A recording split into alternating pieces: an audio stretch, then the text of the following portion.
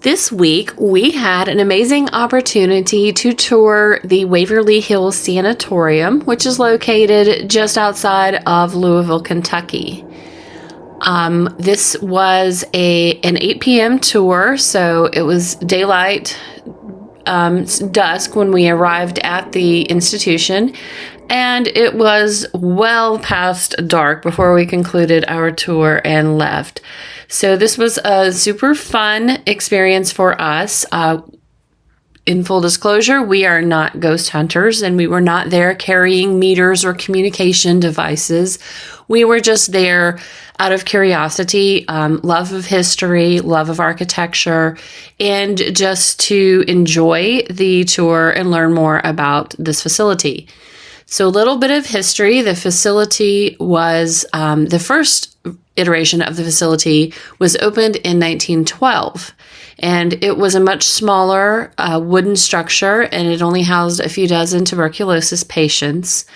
But between that time and 1924, there was a growing epidemic of tuberculosis in Kentucky and a greater need for a larger facility. So in 1924, work began on what is now the 5-story Waverly Hills Sanatorium. That facility opened in 1926, and during the time that it was open, many people passed through here. Most people did not leave as a living human, and there was a great deal of tragedy and loss at this sanatorium. The decline of tuberculosis when cures were found caused this institution to close around 1961, and it was reopened briefly in the early 1980s as a long-term care facility, but it did not stay open very long, and it was closed again, and it has remained closed ever since. The institution is now owned privately, and there were initially plans for these individuals to convert the institution into a luxury hotel. And they found that this was not going to be a possibility for them. And now it is simply open to the public for tours. So you can have either a 2-hour tour, or you can reserve the area for a 6-hour tour / investigation time, or you can reserve the entire facility for your group to do a paranormal investigation. So this is a really cool opportunity if you are interested in this type of place.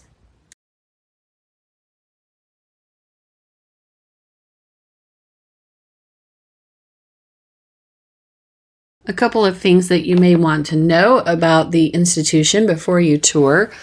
First and foremost, pay attention to the email confirmation that you may receive from Eventbrite or whichever booking method that you choose, because the main gates to the facility are no longer in use as of right now, so July 2023. There is a secondary entrance that is in use. It is not located near the main gate, and it is not labeled, and it is not easy to find on your own. So simply driving around in that area, you will not land upon the institution accidentally. So make sure that you read your confirmation and use the proper address to access the facility. Also, you probably want to bring a small flashlight of your own, which you can use in the stairwells to help you navigate through. Even though the stairwells are dimly lit, they are very difficult to navigate and see. If you do not bring your own flashlight, the tour guides will sell you one for, I think, $4. But if you have one that you prefer, you should bring that. Secondly, they do not allow any videography on the premises, so a video camera would not be a useful item to pack. You will want to bring your cell phone or your favorite camera, or if you have it, a thermal camera. You probably want to bring yourself a nice screw-on lidded water bottle. They do sell bottled water at the facility at the start of the tour, but those will get very warm very quickly. It is Kentucky. If you go in the summertime, it is still very hot, even at 8 p.m. If you're from south of Kentucky and you think that Kentucky is cooler, it is not. So you want to make sure that you dress accordingly. You may want to take one of the fans that you wear around your neck for cooling if you are slightly out of shape, as I am. And you probably want to make sure that you are wearing good quality walking shoes. There is a lot of walking in this tour. There are 5 stories to be toured, and you will go in all 5 stories. And there is the additional body chute, which we will discuss later, which is 500 feet deep. The tour guides typically on a 2-hour tour will take you about halfway down that chute, but that is still a bit of a climb coming back up. And the stairwell is on a bit of an angle, so you have gravity working against you coming back up as well. As you see here on these doors, some of the paranormal investigators do choose to be locked in their overnight stays. And that is an option, one that I personally find a bit terrifying. But if you are into that, then you certainly should take advantage of that type of option. Our tour began on the 2nd floor of the facility, and here you will see that there are a variety of patient rooms. The ones that I photographed were the ones closest to the exterior.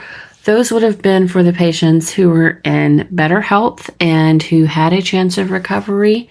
And those rooms had access there to the open air porches. There was a double occupancy for these type of rooms. And so typically you would be in a room with another patient who was, sort of at the same health level as you, and obviously the same gender. And you would have lots of hours of access to sunlight and to the fresh air during the day. Because remember, this was considered to be the best treatment for tuberculosis at the time.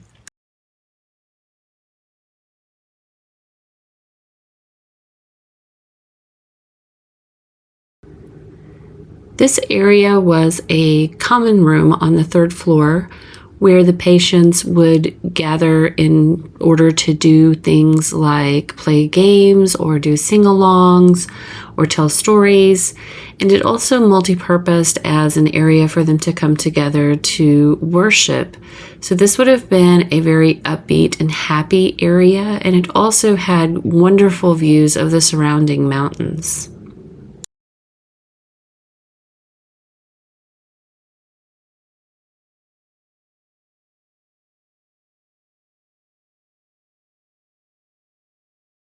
This area is the surgery and operating area, and this is where the patients who were in the worst shape would be brought, and they would have experimental surgeries to try, kind of as a last-ditch effort, to save their lives from this terrible disease.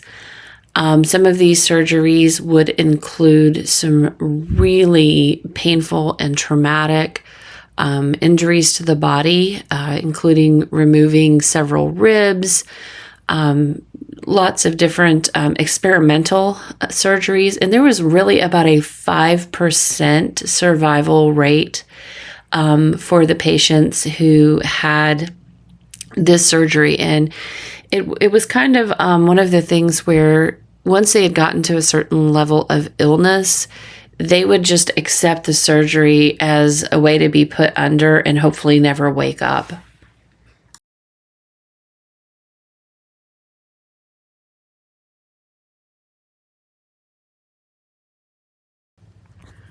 I photographed this hallway because this is one of the ones that is known for having a large presence of shadow figures.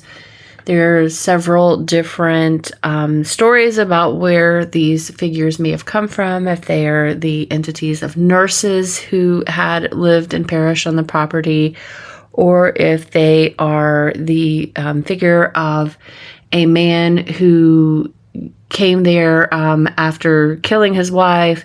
Several different stories. But as you can see, as the sun is starting to set behind the institution, there are a lot of shadows at play with all of these open porches and all of these doorways.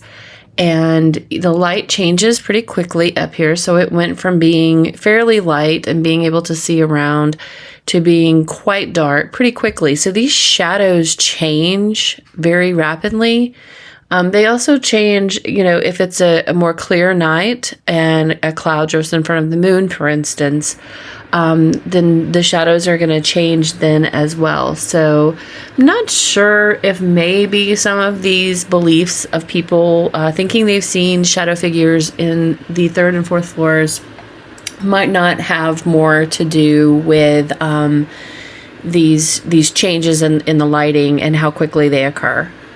The third floor is also known to be home to Timmy, who is supposedly one of the younger residents. Timmy is supposed to be a child who enjoys playing with bouncy balls, and so you will see as you walk past some of these rooms that some toys have been left behind for Timmy to engage with.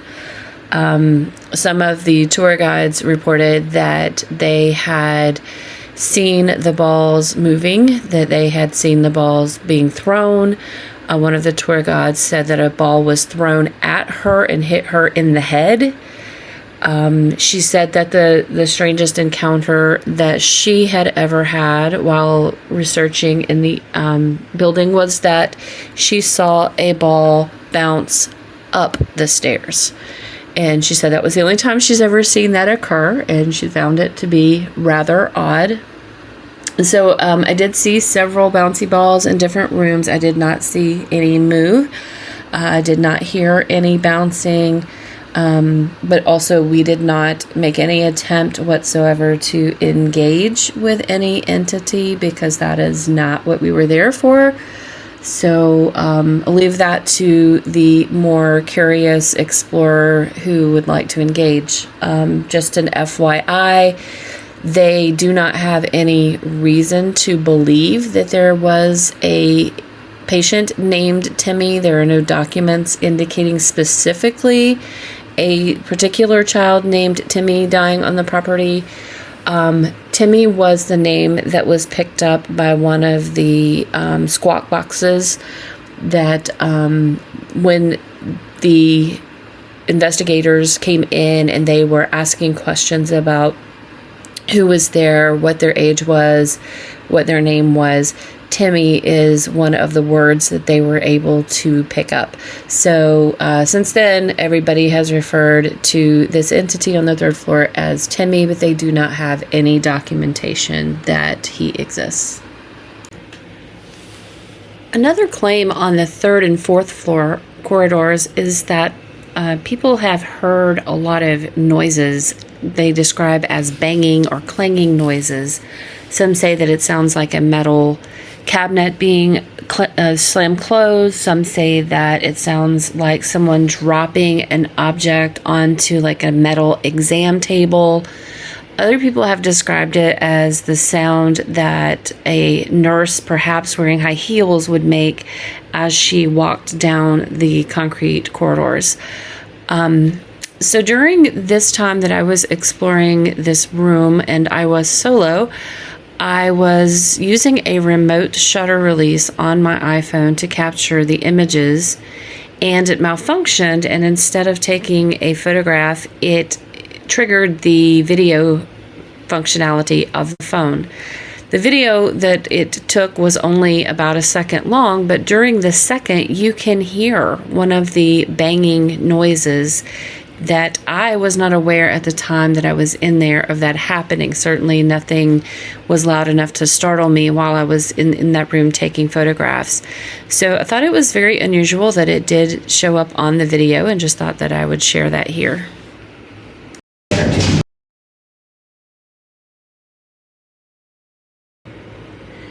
I'm including this image here because it was taken just before the footage of room 502, and I wanted to illustrate what was happening within the building. As you can see, it still appears light outside.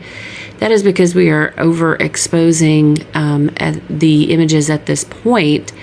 If you look to the left and the right of the doorway openings, you can start to tell just how dark it is becoming in the facility itself, which is really starting to create a spookier element than was present as we were touring the first couple of floors. So things are starting to get interesting here.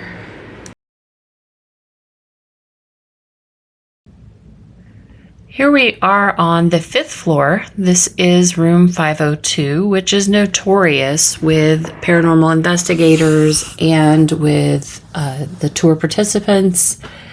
Room 502 allegedly is the residence of an entity that they refer to as a nurse, who allegedly was found hanging from the pipes outside of this room here in the hallway.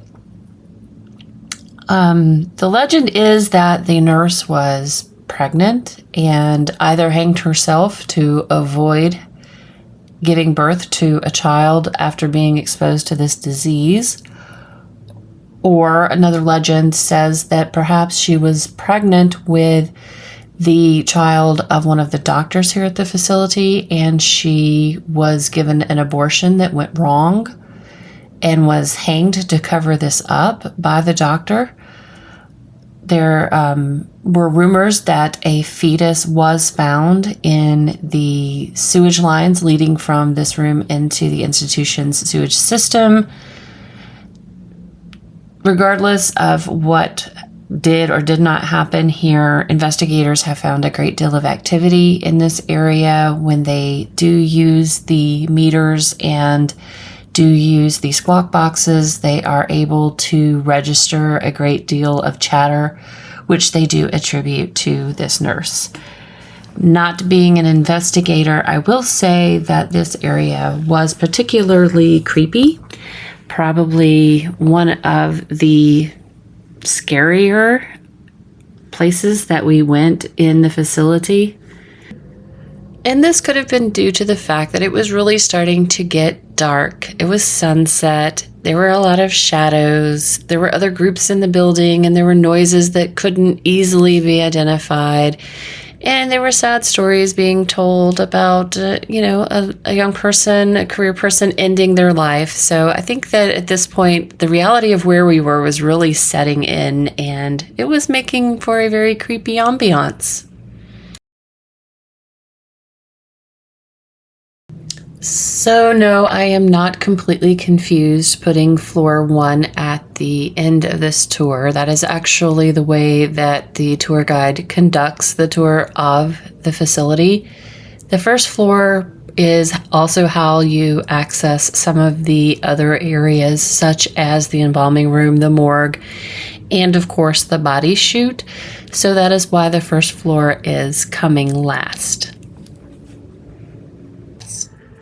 So the first room on the first floor that we toured was fairly unremarkable, except for this vault door entrance that we saw. So I entered the vault and it was pitch black, but I was able to capture an image and was sort of disappointed to see it was also pretty unremarkable. So I was exiting this room and getting ready to enter the next, which was the foyer, when I was approached by a gentleman, and he told me that he had been on the 6-hour tour and investigation the previous evening with his family, who was with him this night as well. So he tells me that in this next room, they witnessed a full-bodied apparition.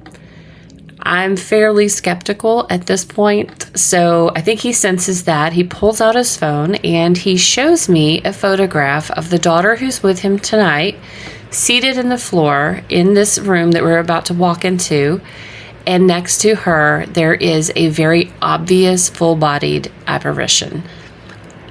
So kind of cool. Then he proceeds to tell us that he was using a squawk box the previous night, and he was able to get this entity to respond to his questioning about what his name was, and that he had responded with the word Tim. When the tour guide starts the narrative for the next room, she tells us that there are, in fact, 2 entities that have been identified by multiple guests in this lobby area. One is an older, caring, maternal, happy, upbeat female nurse or caregiver, and the other is a very grouchy old man. So the gentleman who had approached me asked the tour guide, has anyone been able to communicate with the grouchy old man to determine what his name is? And the tour guide, who had not been in the room with us and had not heard the conversation, said, yes, his name is Tim. At that point, I was starting to feel a little more likely to believe that he had encountered something. Not sure what, but he encountered something. This is the lobby area that the gentleman was referring to. And interestingly, you'll see here that my photographs are all coming out red. And this is a phenomenon that started happening with my cell phone while we were staying in Kentucky. I have a fairly new iPhone 14 Pro, and it has never had an issue before, but we are staying in a hotel called the Sealback, which I will do a different video on. And one of the things that started happening while we were staying in this hotel was that a lot of my electronic devices began to behave in strange ways, not retaining their charges, not charging when put on their chargers properly. Several different just odd behaviors. I, again, wouldn't necessarily ascribe it to a haunting, but I just think that it is odd that 2 chargers, my iPhone, my iPad, and one other camera device that I was using all started to just do strange things. So here I have red photographs. Earlier in the day while driving around Kentucky, I started having blue photographs.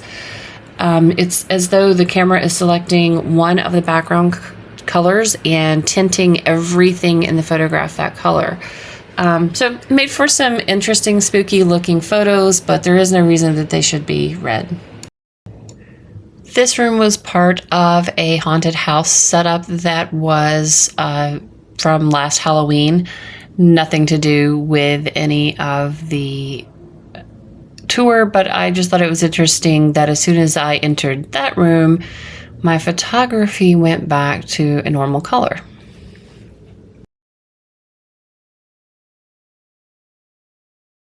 So at this point in the tour, we are now in an area of the facility that is quite dark. There is no visible outside light. We're not sure if the sun has gone down completely or if we just don't have any access to it from where we are in the building. We're a little disoriented, and we are standing in a big room that is quite dark. We cannot see one another, and we cannot see our tour guide. And she points her flashlight at this door and tells us to make our way over to it, and tells us that we are now going to go down to the morgue. And if that's not creepy enough, this is the hallway that the door opens into, and she tells us to essentially go down into the red light. So once we get into the foyer where the red light is, she tells us to go through an open doorway, and when we do, we find ourselves in the autopsy room. There are 2 autopsy tables in there, and one of them is original to the sanatorium.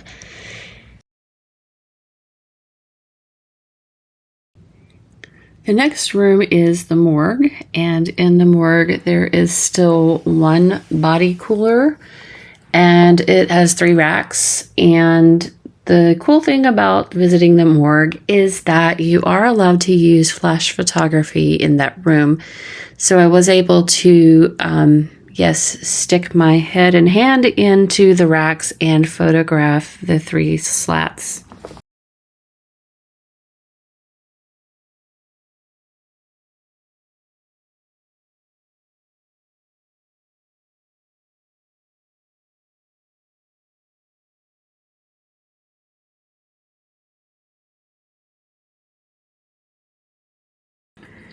The gurney here is the one that would have taken these bodies post-autopsy down to the body chute. So here is the area where we are entering the body chute, also known as the death tunnel, which is purported to be one of the most haunted places in America, due to the sheer volume of deceased individuals who pass through it. As we were entering this area, one of the members of the tour was carrying a meter, and the meter did start to register an insane amount of variation in frequency and activity. And the last members of our group, who were pretty far behind us, said that they were hearing some squeals and screams coming from behind them. So at this area where we're walking here, we were given the option as to whether or not we would like to go into the chute itself.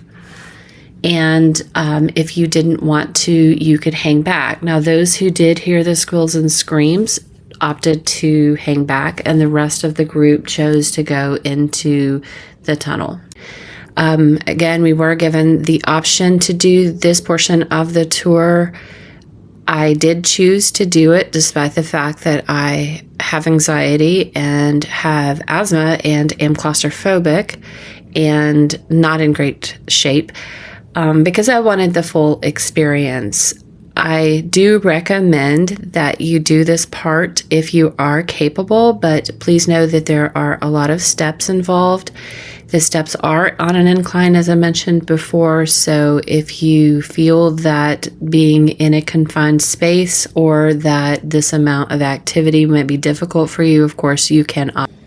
So the purpose of the body chute was, of course, to remove the autopsied bodies from the facility without having to take them back through the institution and have the other patients see the deceased. One of the things that they really were big on in terms of treatment was, of course, as we mentioned before, the fresh air and the sunshine, but also a healthy diet and a happy environment. And so they wanted to really keep morale high and not have the patients thinking about and seeing their fellow patients being taken away. These bodies would be taken to the bottom of the chute where there was a storage facility, a cold storage facility, where the bodies would remain until they were able to be taken out by moonlight to be buried on the property, or if the family of the deceased wanted the body back to do a burial back home, then the bodies would be taken to the local train station, which was just down the hill, and put on a train and sent to that patient's home. A lot of the families did not want the bodies back just because tuberculosis was something that was so misunderstood and so terrifying and seemingly a death sentence, and for many it was. So they were afraid to come in contact with the bodies of their deceased. So in the body chute is basically a staircase on the left-hand side and a slope, an incline on the right-hand side that was outfitted with a track and a pulley mechanism at one time. And the gurney that we saw earlier was used to fit inside the track and to lower the bodies all the way down. So we went about halfway down, so about 250 feet down, where we were then given the information from the tour guide about the uses and the history of the chute. And we were also given some recounts of her personal experiences in the shoot, including a time that one of her squawk boxes actually said, "Push her," when she was walking down the steps to gather some EVP equipment that had been left at the foot of the stairs for investigation purposes. So after she gave us her stories and her history, she asked whether we would like to enjoy the fullest experience, and we all agreed. So we took a few minutes of no lights and no sound to just experience the overwhelm of being in this shoot in the middle of the night, in the ground, in the middle of nowhere. It was a very interesting experience. We didn't necessarily hear or see anything, but it was intense, and a lot of us had some heaviness of breathing, heaviness in our chest from being down there, and that could, just be fear and paralysis. But it was an interesting experience, and definitely something that I'm proud of myself for doing. And yes, if you do this when you come out, you can proceed to the gift shop and you can reward yourself with a t-shirt or a sweatshirt celebrating your victory. So I did that, and here is my sweatshirt, which I am very proud and will likely be wearing for the entirety of the fall this year. So in summary, was it worth it? Yes. The experience was worth the ticket price. It was worth the trip. For us, it was about 7.5, 8 hours to make the trip. So we took it in pieces, but definitely worth it. The rates of everything were very reasonable. The gift shop may be a little highly priced, but where else are you going to get such cool merchandise? I absolutely loved the experience, would do it again, like tomorrow, if I had the opportunity. I think that it is appropriate for people at all levels of interest and people at all levels of health. I probably wouldn't take a child through there. I think that the youngest that was on our tour was maybe around 10 or 11. Had he not had his older brother and his father with him, I think he might have been very upset by the experience, but I think he was, satisfied being there with them. I overall just absolutely loved everything about it. I had seen it on Ghost Hunters, wanted to do it for years, and think that this was an amazing opportunity. Is Waverly Hills haunted? As a layperson who's not entirely sure what my definition of haunting is, probably. It's probably haunted. There's a lot of stuff going on there. There are a lot of things that cannot be explained away. There are plenty of things that can be explained away. There are plenty of overactive imaginations and natural occurrences and whatnot, but there are just some things that can't be explained and maybe shouldn't be explained. So yeah, definitely worth a visit, whether you believe in haunted houses or not, whether you're into architecture or art or history or tragedy or all of the above. It is a great visit, and you should definitely go there.